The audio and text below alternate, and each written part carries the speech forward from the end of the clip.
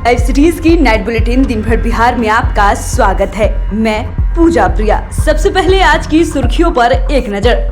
शिक्षा विभाग की बैठक में सीएम नीतीश ने दिए कई निर्देश। सीमांचल की रैली के साथ बिहार में 2024 का शंखनाद। सीमांचल में दहाड़े गृह मंत्री लालू नीतीश पर बोला हमला। तेजस्वी यादव ने अमित शाह की रैली को बताया कॉमेडी शो।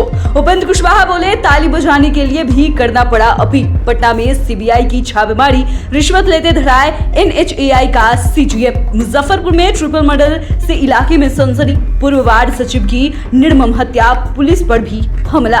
रोहतास में फाइनेंस कर्मचारी की हत्या, मचा हड़कंप। बिहार के 11 जिलों में बारिश का येलो अलर्ट जारी। अब खबरें विस्तार से। मुख्यमंत्री नीतीश कुमार की अध्यक्षता में शिक्षा विभाग की बैठक हुई, जिसमें शिक्षकों के खाली पदों को जल्द भरने का निर्देश दिया गया।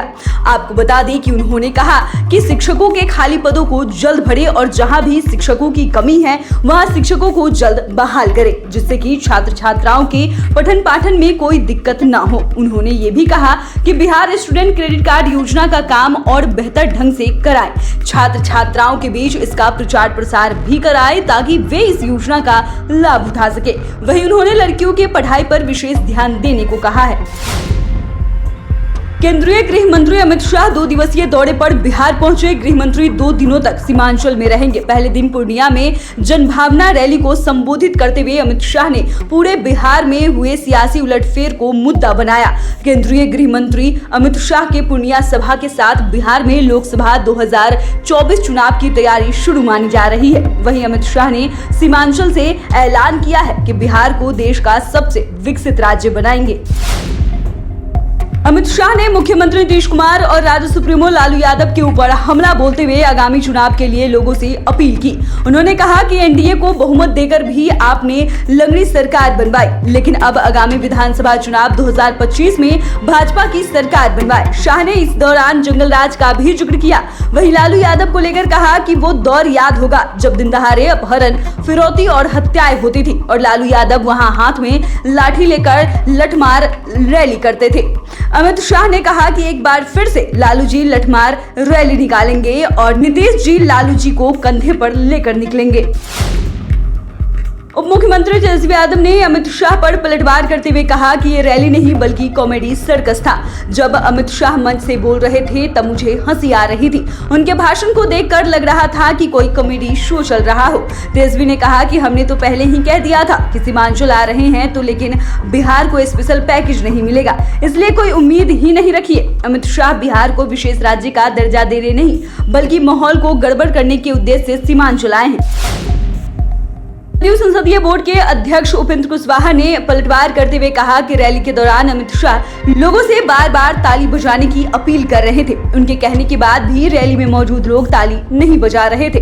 कुशवाहा ने कहा कि इसे देखकर सवाल उठता है कि लोगों का जोश कहां चला गया। ये क्लियर है कि अमित शाह की पार्टी बीजेपी के प्रति अब बिहार की जनता में न तो कोई आकर्षण रहा और न ही विश्वास। उन्होंने कहा कि बिहार की जनता समझदार है, लोग बीजेपी के झूठे वादों को भली भांति समझ गए हैं। सीबीआई की टीम ने एक बार फिर पटना में छापेमारी की है। सीबीआई ने NHAI के CGM के 8 ठिकानों पर एक साथ रेड किया है। इस दौरान सीबीआई अब तक 60 लाख रुपए बरामद कर चुकी है। NHAI पटना के CGM को 5 लाख रुपए रिश्वत लेते रंगे हाथ गिरफ्तार किया है। इसके साथ ही निजी कंपनी के 2 अन्य कर्मियों की भी गिरफ्तारी हुई है। जानकारी के मुताबिक CGM NHAI क्षेत्रीय कार्यालय पटना और DGM समेत अन्य के खिलाफ मामला दर्ज किया गया था। इस मामले में सीबीआई की टीम 8 अलग अलग जगहों पर छापेमारी की। मुजफ्फरपुर में उस वक्त हड़कंप मच गया जब 3 लोगों की शव मिला। बताया जा रहा है कि ग्रामीणों ने बागमती नदी के किनारे 3 शवों को देखा। ये खबर पूरे इलाके में आग की तरह फैल गई। इसके बाद लोगों ने शव मिलने की जानकारी पुलिस को दी। लोगों का कहना है कि शव नदी के पानी में बहकर आया था, जहां अगल बगल में 3 शव मिले हैं। हालांकि शव की पहचान अब तक नहीं हो सकी है। फिलहाल मामला हत्या का है या आत्महत्या का, पुलिस अभी इसकी जाँच कर रही है। में अपराधियों ने पूर्व वार्ड सचिव को घर में बुलाकर चाकू से निर्मम हत्या कर दी। हत्या की वजह पुरानी रंजिश बताई जा रही है। घटना के बाद गांव में दो समुदाय के बीच तनाव का माहौल बना हुआ है। इधर उग्र ग्रामीण ने आरोपी के घर पर हमला कर दिया, जिसमें एक युवक गंभीर रूप से घायल हो गया। स्थिति को देखते हुए नियंत्रण करने पहुंची पुलिस टीम पर भी हमला किया गया, जिसमें 3 पुलिसकर्मी जख्मी हो गए। स्थिति तनावपूर्ण देख पुलिस को एहतियातन सुरक्षा बढ़ानी पड़ी है। रोहतास में फाइनेंस कर्मी की लूट के दौरान गोली मारकर हत्या कर दी गई। दिन दहाड़े लूट के दौरान हत्या के बाद क्षेत्र में सनसनी फैल गई। बताया जा रहा है कि पैसा फाइनेंस कर्मी कलेक्शन करके अपने बाइक से वापस नोखा लौट रहे थे। इसी क्रम में अपराधियों ने अपना निशाना बनाया। वही सूचना पर पहुंची पुलिस ने मामले की जांच शुरू कर दी और शव को कब्जे में लेकर पोस्टमार्टम के लिए सदर अस्पताल भेज दिया गया है।